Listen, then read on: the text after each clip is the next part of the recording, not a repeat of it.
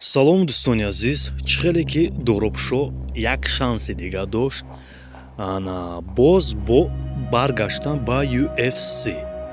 Дана Вайт, президенти UFC Дана Вайт ҳатто ин фурсатро ба Дӯрӯбшо Наботов дод, ина ғолибиятро Дӯрӯбшо ба даст овард. Ана дӯстони азиз, шумо чӣ кор карданед?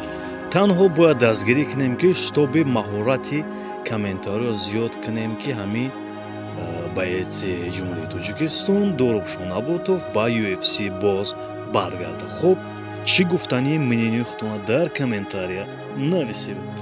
Зинда бошед.